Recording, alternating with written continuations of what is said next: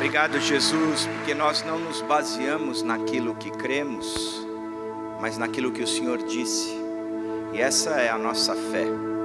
Crer contra a esperança, acreditar que o Senhor é um Deus que está além da história. Por isso nós também, como igreja, queremos nos posicionar hoje em oração, clamando pelo nosso país, pedindo pelas eleições da semana que vem, que seja, Senhor Jesus, um momento onde entendamos que o Senhor é soberano, que o Senhor tem planos e projetos e nada continua saindo das tuas mãos. Que sejamos a luz de Cristo, aqueles que de fato elegem ou levantam a bandeira de Cristo, que promovem justiça, enquanto também promovem a paz. Por isso, que tenhamos fome e sede de justiça e que tenhamos também a bem-aventurança de sermos pacificadores, ó Pai. Por isso, cuida do nosso país, dirige o nosso país, toca a nossa nação. Essa é nossa oração juntos. E é em nome de Jesus que eu oro. Amém. Você pode sentar, pedindo aí para você ir para o meio, deixar as pontas livres, porque a gente está precisando de mais cadeiras por aí. Hoje é o encerramento do Congresso de Mulheres. Desde sexta-feira à noite até agora, a gente vem se encontrando como igreja e as mulheres têm participado aí de palestras, louvor, workshops e assim por diante. Tem sido um tempo bem gostoso mesmo. Eu estou desde sexta-feira aí vendo todo o movimento. Eu estou muito feliz com tudo que a gente tem visto. E hoje encerro o nosso congresso com o nosso preletor. Daniel, vem para cá, por favor. Eu conheci Daniel, eu acho que em 91, 90, 92, não lembro direito. Ele tem a memória melhor que eu, apesar de ser bem mais velho do que eu, ele tem uma memória melhor. Daniel tinha chegado no Morumbi, ou já estava um tempo no Morumbi. Ele foi meu primeiro pastor lá na igreja do Morumbi. Depois ele foi para Caxias do Sul, depois para Porto Alegre, pastoreou 2 igrejas por lá. Hoje ele tem um ministério próprio de edificação, de formação de lideranças. É um cara que eu admiro muito, que eu amo ter perto. É sempre aquele que eu sei que tem um cuidado sempre especial comigo, duro, firme, mas cheio de amor sempre. Então sou grato a Deus pela sua vida, Daniel. Que Deus abençoe. E essa aqui é a Iba Viva, cara. Seja apresentado a eles também. Eles têm essas caras, mas são bacanas, viu, cara? Eu gosto deles aí. Que Deus abençoe. Você em geral conhece as ovelhas pelo pastor. Então estou tranquilo, tá? Gente, que gostoso poder estar aqui. Desde sexta-feira à noite, eu tenho tido o privilégio de falar com um grupo de mulheres e o privilégio de estar junto com o André. Para mim, eu sei que para muitos de vocês é muito gostoso estar perto do André. Até o fato dele ser corintiano me ajuda, porque eu também sou. Então a gente se apoia nessas horas. Mas muito mais que isso, gente. É gostoso poder observar a mão de Deus na vida e através da vida de André e de muitos de vocês da liderança que eu conheço. É muito gostoso ver isso. Uma das coisas que nós observamos nessa conferência, nesse encontro de mulheres, foi justamente como Deus arquitetou as palestras. Porque nós conversamos, combinamos, a Dani me deu um script ali, mas Deus reuniu isso de uma maneira incrível. Porque um falava o que completava o outro, que se apoiava no seguinte, e havia uma coesão, uma integridade que só Deus poderia orquestrar. Então, de novo, um grande privilégio estar aqui e participar desse tempo. Eu queria começar contando para vocês, nós temos falado sobre caos, ordem no caos, especificamente tem sido o nosso tema, e eu queria falar um pouco sobre algumas histórias. Eu tenho 4 filhos, 2 netos, desde quinta-feira, são 2, era 1, agora são 2, e eu amo contar histórias. Deixa eu contar algumas histórias para vocês. A primeira história é desse casal, aliás, vocês conhecem, eu estou falando do Samuel, pastor da igreja lá, onde hoje eu frequento e ajudo. Samuel assumiu a igreja e, há um tempo atrás, ele se casou, teve a primeira filha, Lisa, E agora, no começo desse ano, nasceu a Sara, sua segunda filha. E há cerca de 3 semanas atrás, a Elisa teve algum problema de intestinal, alguma virose. Eles foram para o hospital e foi diagnosticado um tumor num dos rins. Ela tem 3 anos. Ela imediatamente começou quimioterapia para que o tumor possa ser reduzido, para que eventualmente possam fazer uma cirurgia. Primeira história. Segunda história é de um casal que lutou muito para poder ter filhos. Finalmente chegaram à conclusão que eles não poderiam ter filhos e adotaram um filho. E uma grande alegria, uma vibração chegou a esse menininho. Com o passar do tempo, eles começaram a notar uma série de dificuldades da criança, até que ela foi diagnosticada com uma esquizofrenia. Esse menino hoje, mais alto que eu, tem assim, ele é profundamente amado por todos nós. Ele ama esportes, mas não consegue jogar quase nenhum, e entra e sai de sintonia com a gente o tempo todo. E esse casal então está se concentrando nesse menino. Paralelamente, faz alguns anos, uns 2 ou 3 anos, que o pai dessa família, líder da igreja, começou com uma doença degenerativa do nervo ocular. E ele está praticamente cego. Ele já não dirige, ele trabalha com TI, ele tem um monitor gigante na sala dele, ele usa um óculos especial. E ele falou: Daniel, eu estou quase encostando o nariz no monitor, porque assim eu estou para conseguir trabalhar. Eu cito essas 2 histórias apenas, eu sei que elas não são muito animadoras, né? Mas só para a gente pensar muito rapidamente o caos que a gente vive. E eu peguei essas 2 histórias porque não é culpa de ninguém. Você não pode, foi aquele que fez, ou foi aquilo que aconteceu, é o pecado desse. E reconhecidamente, nesses 2 dias, especialmente ontem, nós conversamos sobre o fato que muito do caos que nós vivemos é autoprovocado. A gente cria caos ao nosso redor. Surge um problema e a minha reação explosiva piora o caos. Ou às vezes decisões tolas que eu vou tomando vão se acumulando, aí chega um momento que eu falo: Senhor, tem misericórdia. E Deus é misericordioso. E eu imagino, mas ainda assim, eu na minha mente, imagino ele falando assim, né? Fez a cama, agora deita nela. Não faz isso não. Ainda bem que não faz, senão a gente estava roubado, né? Mas o fato é que nós enfrentamos esse caos constantemente. Caos no emprego, caos no país, caos na economia, caos dentro de casa, conflitos no casamento, conflitos com filhos. As histórias a gente pode continuar o resto do dia falando, e não é o nosso propósito, porque isso a gente conhece. Eu quero, junto com vocês, olhar a ordem no caos, como é que Deus pode fazer. Então eu queria começar de uma maneira muito clara, alistando algumas coisas que nós estudamos ontem, especialmente. Primeiro é que Deus criou matéria do nada. Não havia nada e Deus criou. Só que quando Ele criou sem forma e vazio. E nós comentamos, por que Ele não fez tudo pronto, né? Não seria fantástico? Não, porque nosso Deus é um Deus de processo. E o processo incluía Ele dar liberdade para todo ser humano como ser consciente de entrar num relacionamento ou não. Porque se não houvesse essa liberdade, não seria um relacionamento. Seria como você instalar um aplicativo no seu celular e de vez em quando você aperta para o aplicativo falar: como eu te amo. Você fala: que legal. Você é tão inteligente, muito obrigado. Só que você tem que apertar, né? Porque senão ele não fala. Ou você programa no aplicativo para ele falar. Deve ter algum aplicativo assim já.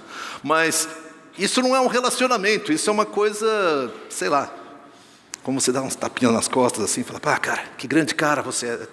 Bobagem.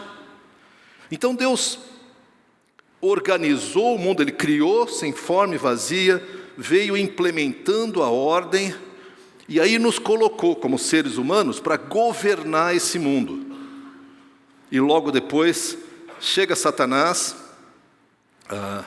provoca o pecado em nós, e nós nos levantamos para Deus e dizemos: sou eu que vou organizar o mundo. E ao fazer isso, como Deus havia prometido, ocorre uma ruptura entre o homem e Deus. E a partir daí, nós caímos no conto da serpente. E a Bíblia diz que o mundo jaz no maligno. Não é que o mundo pertence ao diabo, mas o mundo está sob o governo, ou o desgoverno, se você preferir, do diabo. Ele usurpou aquilo que seria nossa função em submissão a Deus. Mas o fato é que nós continuamos desejando ordem. Nós queremos ordem. Nós queremos que as coisas não sejam tão tumultuadas. Nós queremos que aquilo que eu invisto dê o resultado que eu esperava que desse. Nós queremos que, quando um homem e uma mulher dizem: nós vamos nos amar e viver a vida inteira juntos, que realmente eles vivam a vida inteira juntos. Nós queremos que, quando nós consagramos um bebê a Deus, esse bebê cresça para se tornar um cidadão do reino. É isso que nós queremos, nós ansiamos por isso. Agora, muito curiosamente, nós queremos ordem, mas nós queremos uma ordem que eu possa controlar. Eu quero a ordem como eu quero. E eu falei rapidamente ontem também, eu pastoreei por 15 anos na região da Serra Gaúcha, lá em Caxias do Sul, uma região de italianos, e eles têm uma expressão que eu gosto muito, que é: qua comando mi, sou eu que mando aqui. Então, no momento que nós ouvimos o desafio do diabo, de que não, Deus tem uma proposta, mas existe uma proposta melhor. Aí dentro de cada um de nós se levanta, no meu caso um Danielzinho, que fecha o punho para Deus e fala: qua comando mi, sou eu que mando aqui. E Deus fala: Daniel, se rende a mim, toma a sua cruz, negue-se a si mesmo, me siga, perdoa, sou eu que mando aqui. Perdoar é legal, mas nesse caso não é perdão. Daniel, abre mão dos seus direitos. Olha, Deus, tu é Deus, tudo bem, mas qua comando mi, sou eu que mando aqui. Então, nós queremos uma ordem, mas nós queremos determinar essa ordem. Pela sabedoria, graça, misericórdia e amor de nosso Deus, Ele começa todo o plano da redenção. A partir desse qua comando mi, Ele começa a resgatar para si um povo, por meio do Evangelho, que Ele promete lá na hora da queda e vem se desenrolando ao longo de todo esse tempo até a sua culminação. O Evangelho, a essência do Evangelho, gente, nos conduz a uma rendição. Sem rendição, não há como você seguir a Jesus. Ou você abaixa a sua mão e diz: não, aqui não é qua comando mi, aqui é o Senhor que governa. E nós cantamos isso aqui várias vezes, foi muito feliz a escolha dos cânticos, porque nos conduz a essa perspectiva de que aqui quem manda é o Senhor. Na minha vida, quem manda é o Senhor. E quase com certeza, se não todos, a grande maioria de nós aqui, um dia tomamos uma decisão e iniciamos um processo que nós também, estou fazendo propaganda reversa, até, ou seja, estou dizendo só que tu perdeu ontem se você não estava aqui. Mas nós estudamos também um processo que começa quando você toma uma decisão, até que você possa realmente continuar se alinhando com Deus. O Evangelho é rendição. O Evangelho é a seguinte proposta: deixando o controle, nós aceitamos que Jesus é aquele que pode controlar o nosso caos. Agora, isso exige uma dose de fé gigante. Porque eu não sei como é que é com você, mas quando as coisas entram em caos, eu fico nervoso e eu quero arrumar. Gente, é natural, né? Nós queremos paz, nós queremos ordem, mas o filho sai da linha, e tinha meu avô que falava que eu inflava as ventas. Quer dizer, literalmente meu nariz faz assim. E aí eu vou colocar esse filho na linha. E aí você vai lá e é assim. Por quê? Porque eu quero restaurar a ordem. E gente, tem uma idade quando eles são pequenos que é isso mesmo que tem que acontecer, tá? Mas pouco a pouco a gente percebe que a gente não muda coração. Você pode ensinar, você pode orar, você pode dar exemplo, mas tu não consegue mudar o coração do outro. É impossível. Só o Espírito Santo faz isso. Então, exige de nossa parte o Evangelho um processo que eu vou aceitar que Jesus é a minha paz. E mesmo em situações dramáticas, de perda, de descontrole, de filhos que abandonam a fé ou abandonam os valores que nós defendemos, de empregos que de repente não precisam mais de nós, ou de investimentos que entram em falência, ou de um mundo, um governo que está em descontrole, tudo isso nós temos que entregar para Jesus. Ou seja, quando eu chego e digo: Senhor Jesus, eu vou deixar o controle do mundo nas tuas mãos. Primeiro, porque eu não consigo controlar, então estou perdendo nada aqui, né? Segundo, porque quando nós falamos de paz, e nós também estudamos isso ontem, parece que nós estudamos o dia inteiro, mas foi bom, tá? Quando nós pensamos em paz, Jesus é a nossa paz. Nossa paz tem um nome, porque quando eu entro em relação com esse Jesus, e eu percebo o seu poder, é aquele que por sua palavra poderosa sustenta o mundo em suas mãos. É aquele que me ama a tal ponto que deu sua vida por mim. Então quando eu entro nessa relação com Ele, eu começo a poder descansar e eu abandono a minha ansiedade. E a Bíblia nos ensina que no momento que eu coloco os meus pedidos, as minhas ansiedades, as minhas preocupações diante de Deus, a paz de Cristo guarda sua mente e seu coração. Nós vivemos em tempos de caos, e gostei muito da oração do André aqui, porque algumas semanas nós temos sentido no nosso país esse caos aumentar. E com muita tristeza nós assistimos isso dentro da igreja.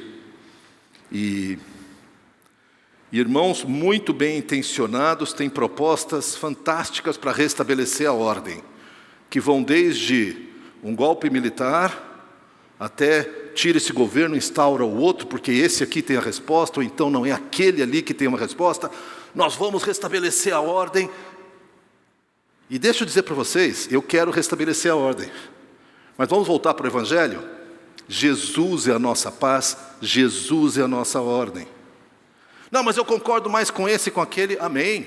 Espero que você tenha suas opiniões muito claras. Mas a essência do Evangelho, que na verdade é tentar responder essa pergunta: como será restaurada a ordem de Deus? E o que eu entendo é que sai aqui de dentro, mas a primeira lição que eu aprendo do Evangelho, que não é por força nem por violência, por mais bem intencionado que eu e você sejamos. Eu já passei por situações com meus filhos, eu tenho 4 filhos adolescentes, em que eu fui excessivamente duro. Nunca cheguei à agressão pela graça e misericórdia de Deus, mas que eu endureci, porque agora eu vou colocar esse guri na linha. E eu contei ontem uma história de uma das vezes que eu fiz um dos meus filhos adolescentes pedir perdão para o irmão, e foi bem aquela coisa de adolescente: tem que pedir perdão? Tem. Ele falou: perdão. Não foi de coração, tá, pai? Nessas horas eu entendo o jacaré que come o próprio filhote. Eu quase considerei. Mas é uma evidência do que? A gente não controla coração. Cara, se tu conseguir controlar o teu coração e trazê-lo aos pés da cruz, que coisa maravilhosa. Mas tu não arrasta o coração dos outros para a cruz. Tu fala, tu testemunha, tu apresenta, tu convida, tu chora, tu ora, tu pula, tu faz o que for, mas tu não consegue arrastar. Isso é coisa do Espírito Santo. Esse ponto é um ponto fundamental para nós compreendermos, quando Paulo ensina Timóteo sobre: Timóteo, não é bom que o servo de Deus viva a brigar, mas ele deve agir com paciência, corrigir sim com mansidão, na expectativa de que Deus conduza ao arrependimento. Teremos muito para falar aqui sobre família, vamos tocar rapidamente nisso, mas eu quero propor para vocês se isso aqui é a resposta. O homem é bom, a sociedade que o corrompe. Obviamente não. Se você é cristão, você não pode concordar com isso. Mas é uma ideologia prevalente. Falar da esquerda, da direita também. Porque se nós tivermos leis rigorosas, o homem será bom. É mesmo? Você jura? Não funcionou em lugar nenhum do mundo. Ah, você é contra leis? Não, eu quero lei, eu quero ordem, gente. Eu só não quero que a gente entre numa ilusão de que a solução para o coração humano está nessa ou naquela outra ideologia. Porque não é a sociedade que transforma o homem. Por que não? Porque a sociedade é feita por homens. Você não pode mandar um bando de gente corrupta resolver o problema de um corruptinho aqui. É o contrário. Aliás, o modelo bíblico, gente, é justamente o contrário. Ele começa com o indivíduo, a transformação do indivíduo, a rendição diante de Deus, uma entrega do controle. Não é nem entrega, porque a gente não tem, mas é um reconhecimento do controle que é de Deus, uma rendição, e a partir daqui, isso começa a afetar o meu grupo menor, que é a família. E pela graça de Deus, você começa, entre aspas, contaminar para o bem a tua família. E aí quando você tem uma família de famílias, como nós temos aqui agora, nós começamos a viver mais essa proposta do Evangelho, a proposta da rendição, a proposta da entrega. E finalmente, como igrejas, nós impactamos a sociedade. Eu não estou de forma nenhuma dizendo que, como cristãos, nós não temos que ter uma influência na sociedade. Eu estou dizendo que a proposta do Evangelho não é que a coisa vem de fora para dentro, mas é de dentro para fora. E começa no meu coração e no teu coração. Quantos de nós já vimos, com muita tristeza e vergonha, cristãos, eu acredito que são sinceros, e se você pudesse ler o que ele fala, você fala, pá, esse cara tem razão. Só que o jeito que ele fala é o seguinte: é um bando de idiota, cretinos, não entendem a verdade. Já perdeu todo mundo, né? Mas ele tem razão no que ele fala. Eu sei que ele tem, mas o modo como eu falo, às vezes grita tão alto, que você não escuta o que eu digo. Eu estou falando a verdade com um porrete na tua cabeça, eu te amo, eu quero bem para ti. É complicado, né?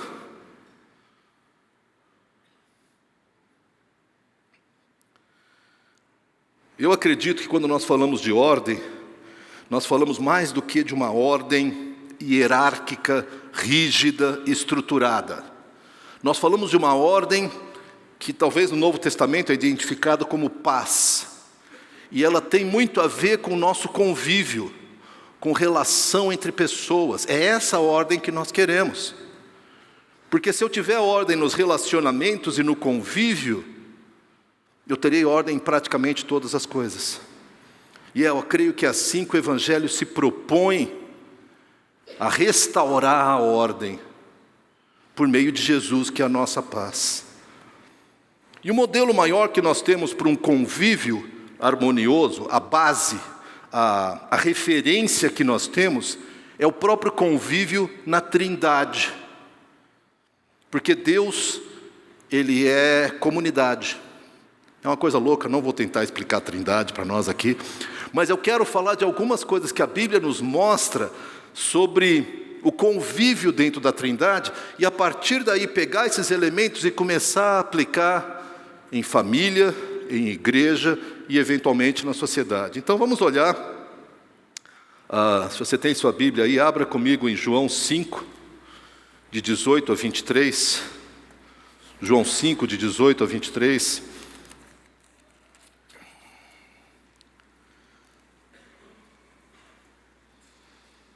Jesus está fazendo uma cura no tanque de Betesda. Ele está iniciando o seu ministério. E a partir vamos ler a partir do verso 16. Eu coloquei aqui 18, mas eu vou ler a partir do 16. A gente lê assim: então os judeus passaram a perseguir Jesus, porque ele estava fazendo essas coisas no sábado. Disse-lhes Jesus: meu Pai continua trabalhando até hoje, e eu também estou trabalhando. Por essa razão, os judeus mais ainda queriam matá-lo, pois não somente estava violando o sábado, mas também estava dizendo que Deus era seu próprio Pai, igualando-se a Deus. A primeira característica, eles tinham razão, Jesus estava falando, eu sou Deus. Aliás, ele fala isso com muita clareza. A primeira característica que nós temos nessa paz, nessa relação harmoniosa que existe na Trindade, é uma plena igualdade. Jesus não é um deusinho, não é um Deus de segunda classe, não é a segunda geração de Deus. Ele é Deus, plenamente como Pai, plenamente como Espírito. Há uma igualdade para que a gente possa ter relacionamentos saudáveis, um convívio saudável. Nós precisamos copiar isso da Trindade e dizer, o nosso valor é igual. O nosso valor é igual. Eu brinco que eu sou daquela geração que nunca comeu coxa de frango. Ainda bem que o mercado agora vende bandejinha de coxa, né? Porque na época do meu pai, minha mãe fazia um frango e a coxa ficava para o meu pai. Claro, ninguém discute isso, né? Do pai. Então, na minha época, né, e hoje mais ainda, faz o frango e a coxa vai para o filhinho, coitadinho. Pô, cadê minha vez? Eu perdi, pulou uma geração aí. De novo, ainda bem que eles têm bandejinha com coxa de frango, aí você pode comer coxa de frango. Mas o que eu quero dizer é que nós precisamos, e não tem nada a ver com isso, mas assim, nós precisamos repetir para nós e para o mundo a dignidade intrínseca de todo ser humano.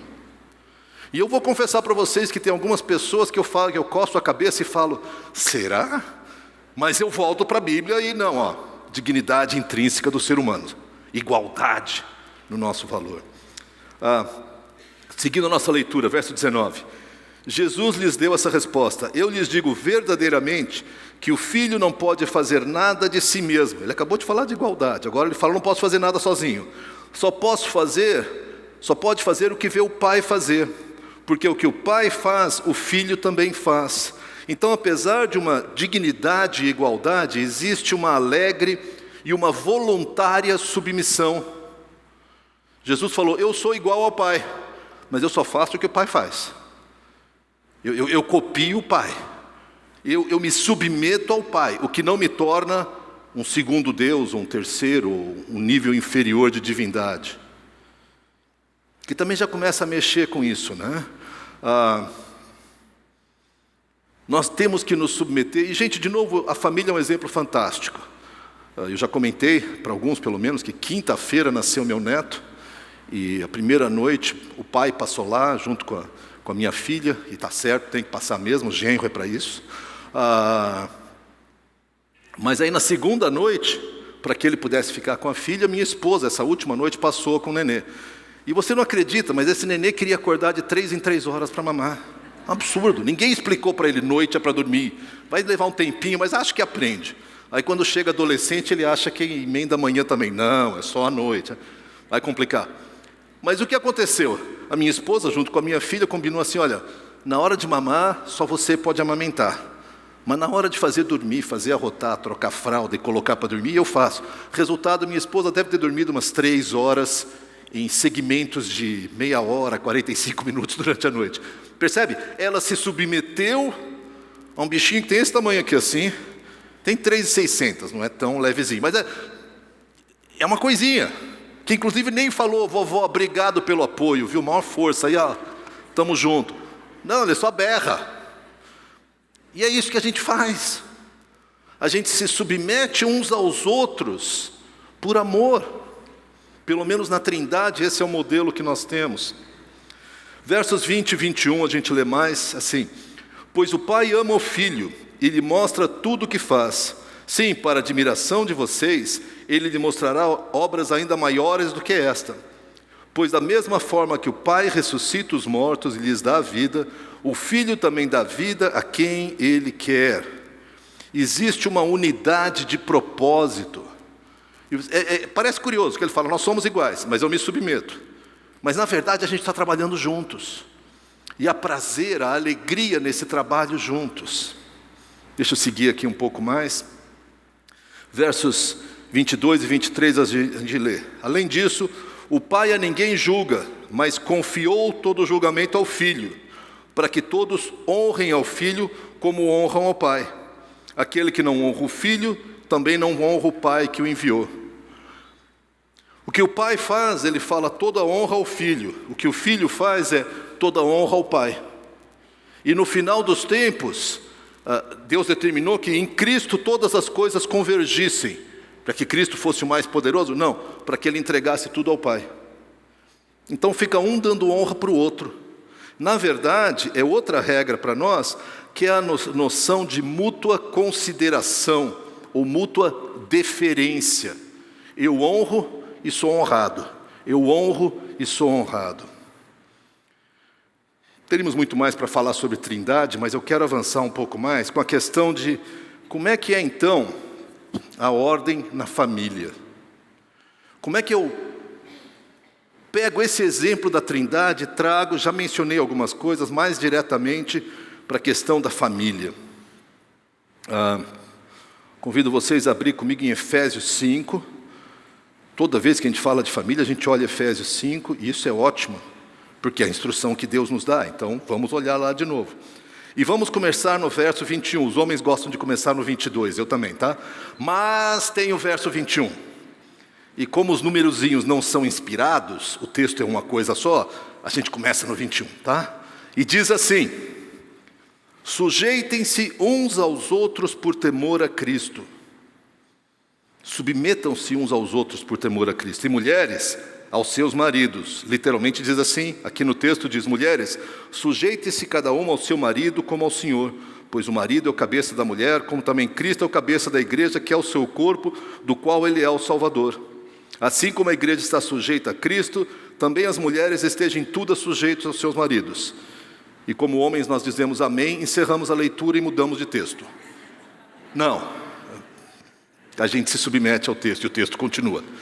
Maridos, ame cada um a sua mulher, assim como Cristo amou a igreja e entregou-se por ela, para santificá-la, tendo-a purificado pelo lavar da água, mediante a palavra, e para apresentá-la a si mesmo como igreja gloriosa. E ele vai continuar a leitura. Eu quero pegar alguns princípios aqui. Primeiro, se nós vamos construir paz e vamos construir ordem no caos de nossas famílias, nós precisamos trabalhar com mútua submissão. Mútua submissão não é uma democracia anárquica.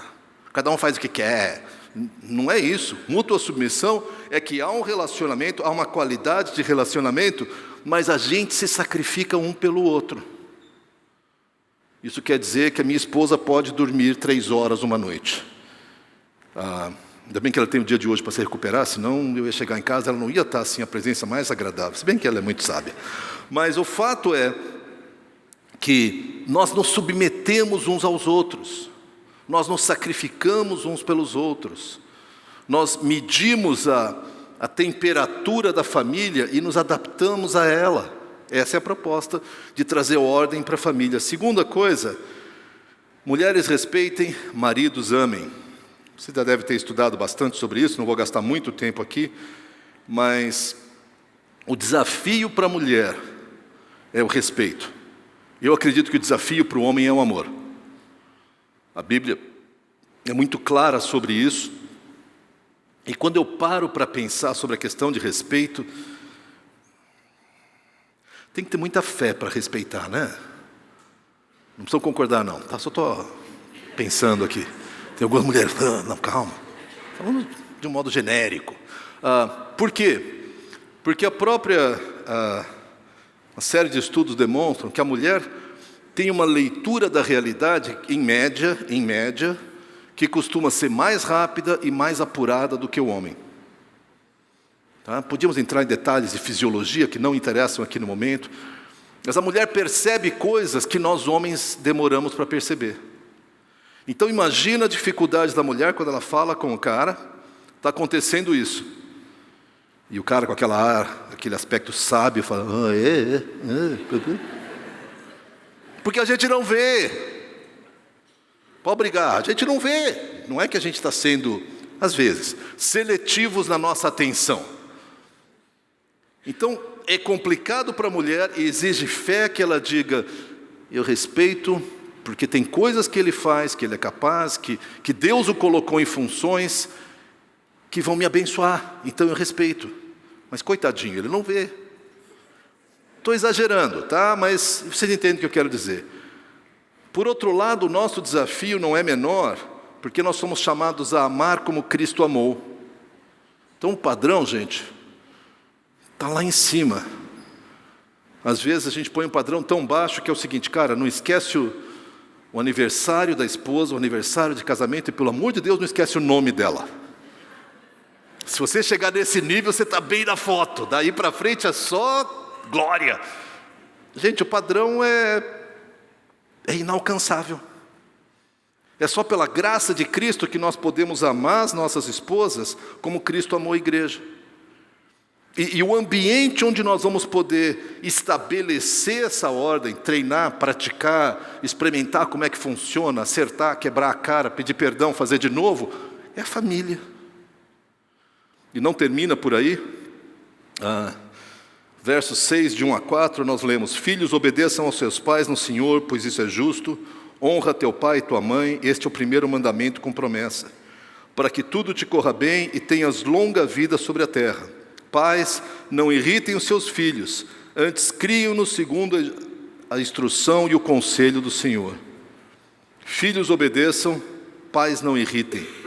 Filhos, obedeçam, pais não irritem. Proposta para a família é esse convívio em harmonia. E há desafios para cada um.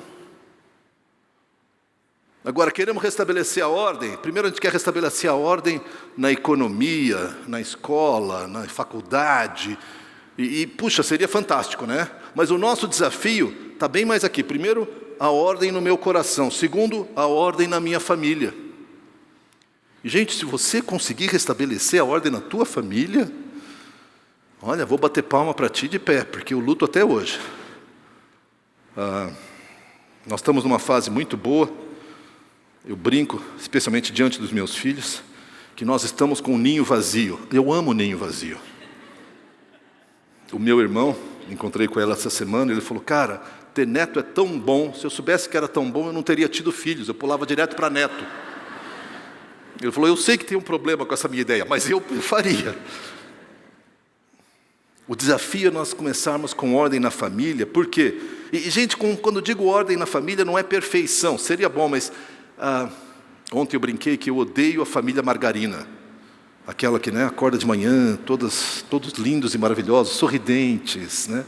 E a esposa anda com aquele cabelo esvoaçante, que parece que ela acabou de lavar, secar, e chegam lá e eles dançam em volta da mesa e põem a margarina que faz mal para a saúde, mas eles todos estão ali felizes. Eu falei: cara, eu nunca tive um café da manhã desse.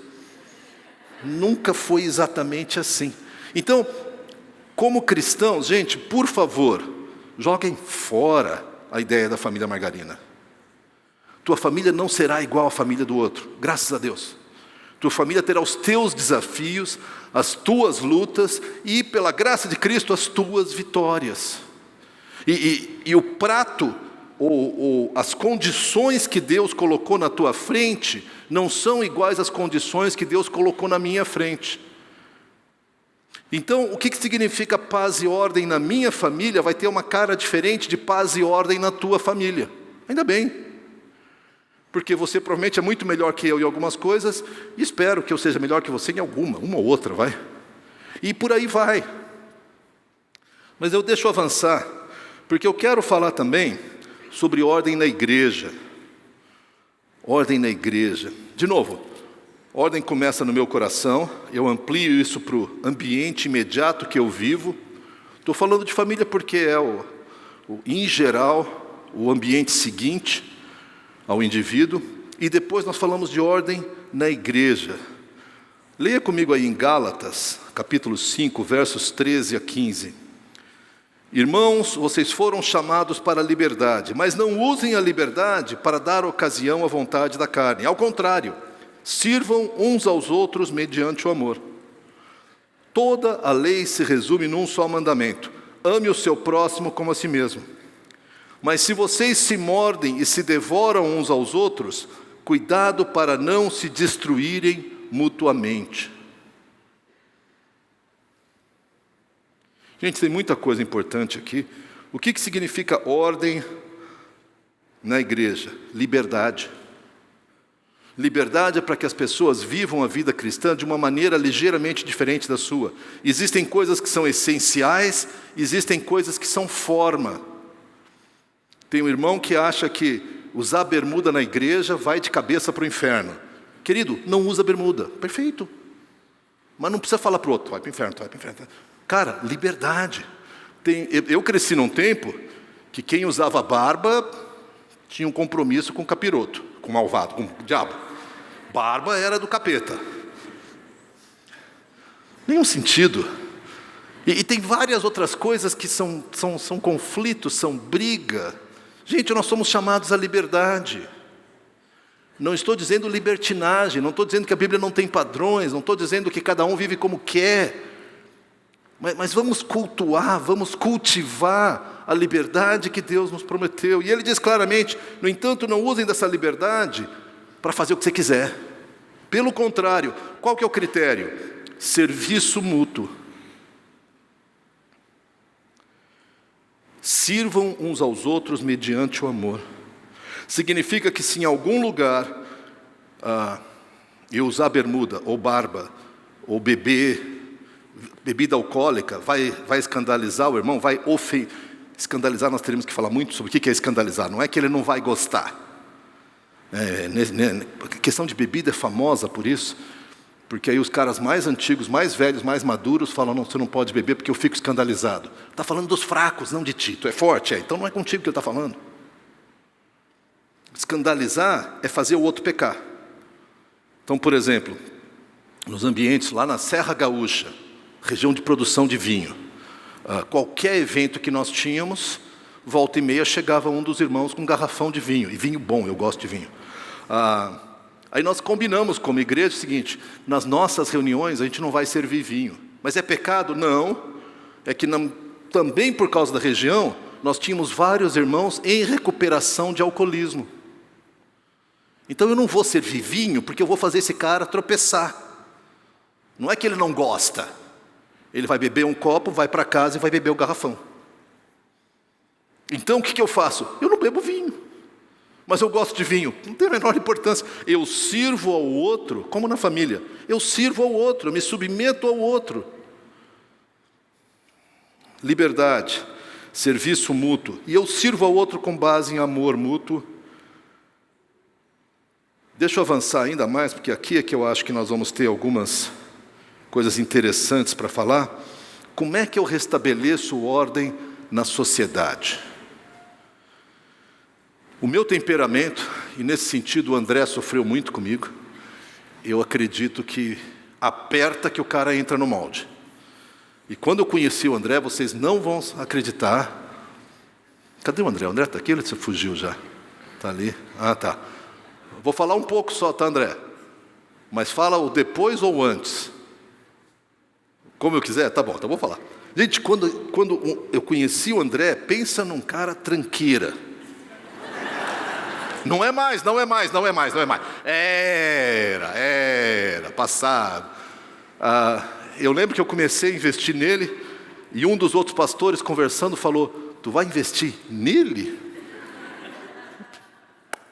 Cara, Jesus me usou, por que eu não vou, né? Então, o que eu quero dizer com isso é que nós precisamos entender como é que você investe em alguém.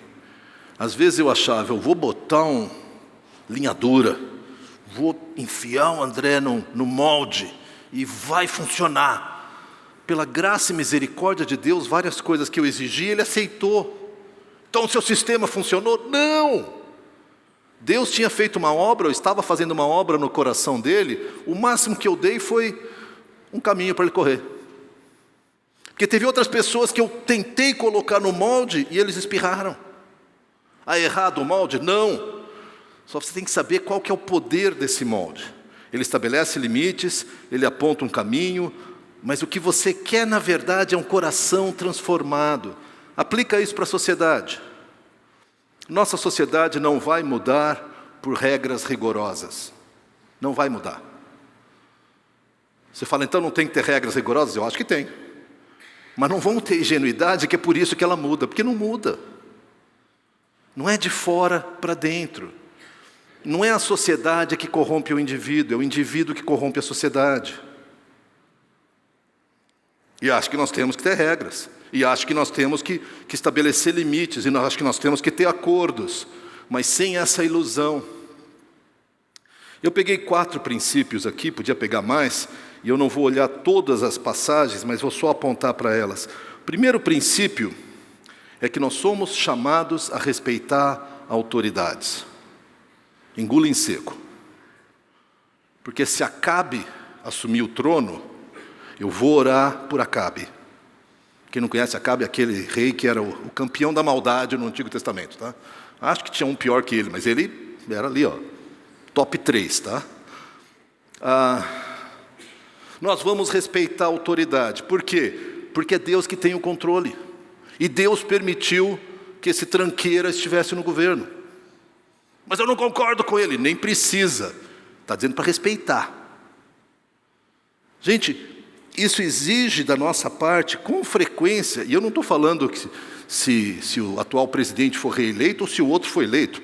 Você põe aí debaixo de tranqueira o nome que você acha que é tranqueira, tá? Tenho certeza que tu consegue. Então, se o tranqueira for eleito, eu vou respirar fundo, vou tomar um gole de, sei lá, de algum digestivo. Senhor, abençoa o tranqueira. Por quê? Porque eu quero que a bênção sobre ele espalhe, venha em cachoeira para toda a sociedade. Mas ele é do mal. Senhor, o Senhor permitiu que o tranqueira entrasse. Eu não queria, eu acho que está errado. Talvez o Senhor permitiu porque o Senhor quer disciplinar a nossa nação. Pode ser. E olha, cá entre nós merecemos disciplina, hein? Como nação. Você pode falar, eu não. Querido, eu não vou nem entrar nessa. Tu vai lá e fala com Deus e se entende.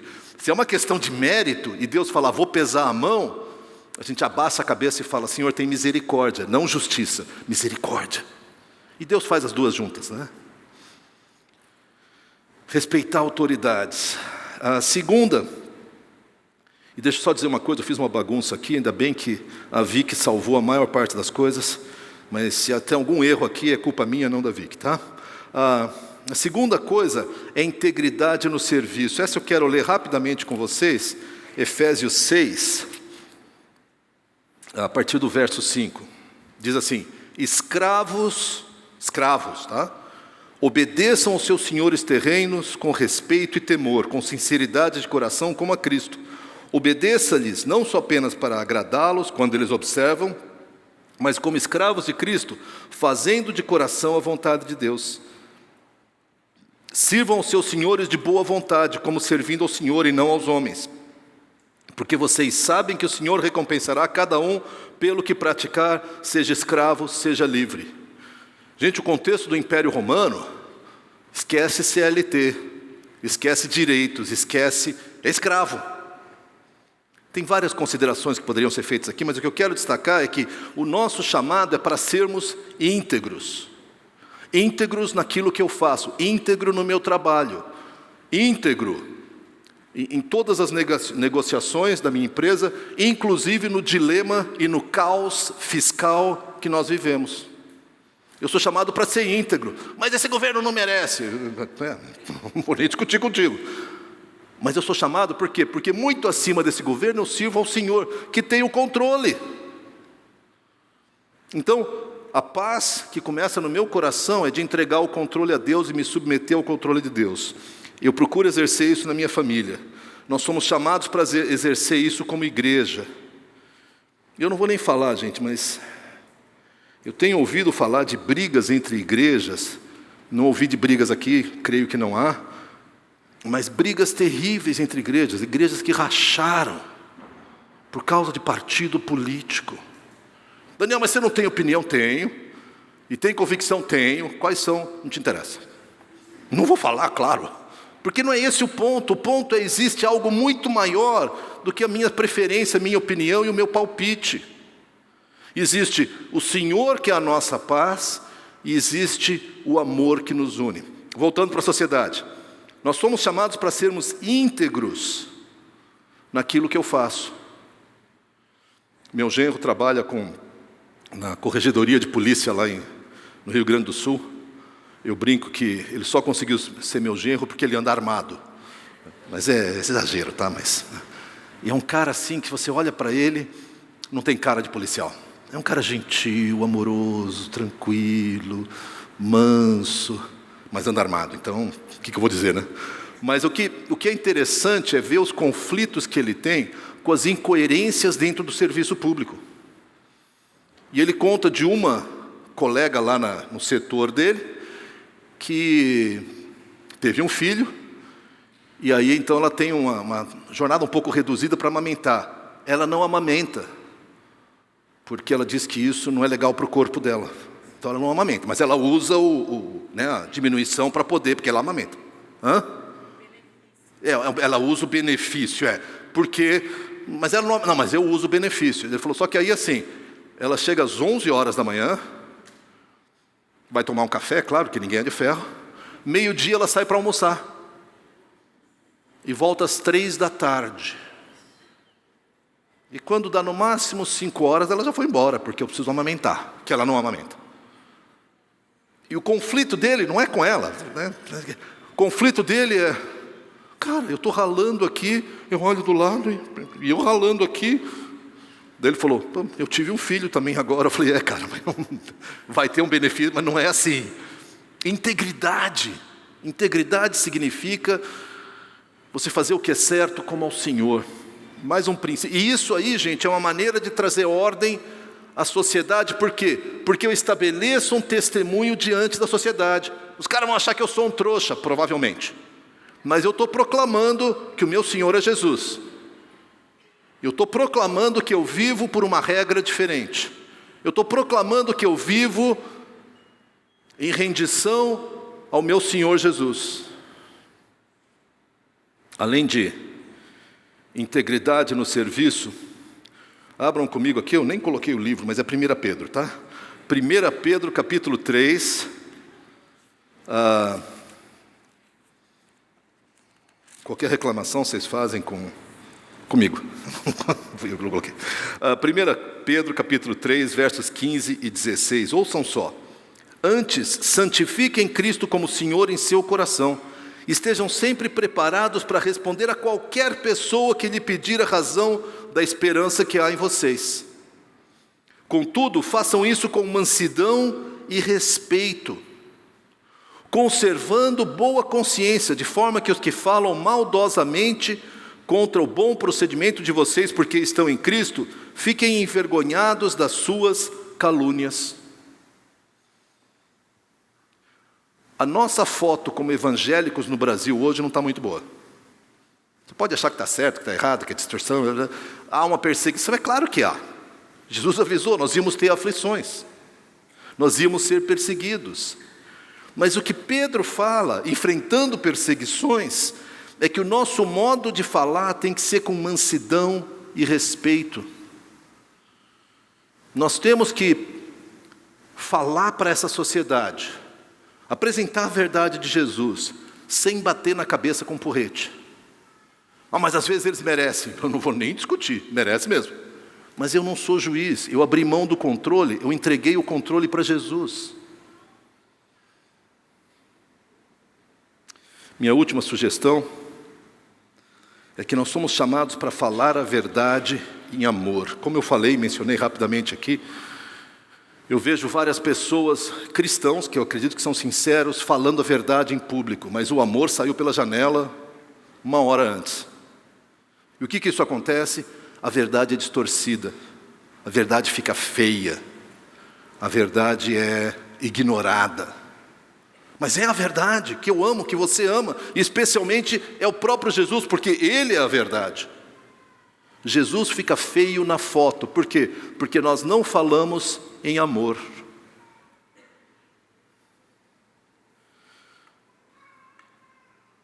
Jesus Cristo é a nossa paz, Ele é a ordem, e Ele está conduzindo esse mundo de volta à ordem.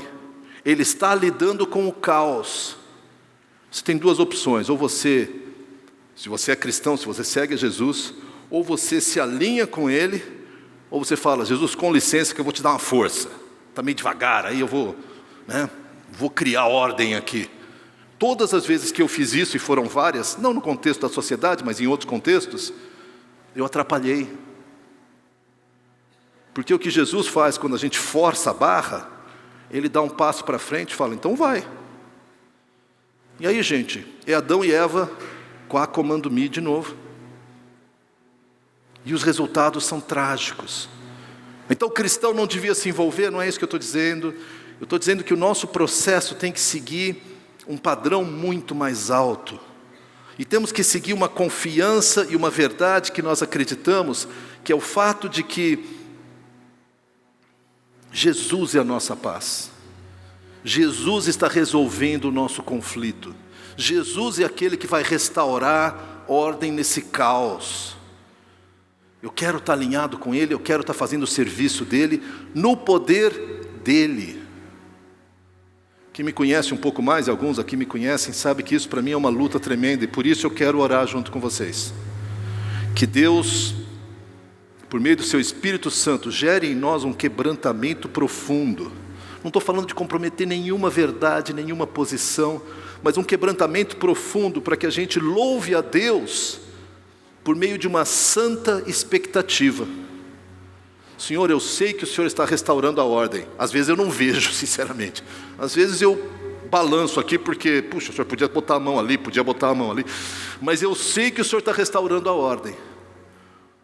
Por isso, eu me curvo diante de Ti, me comprometo contigo e reafirmo o Teu senhorio, como nós cantamos aqui.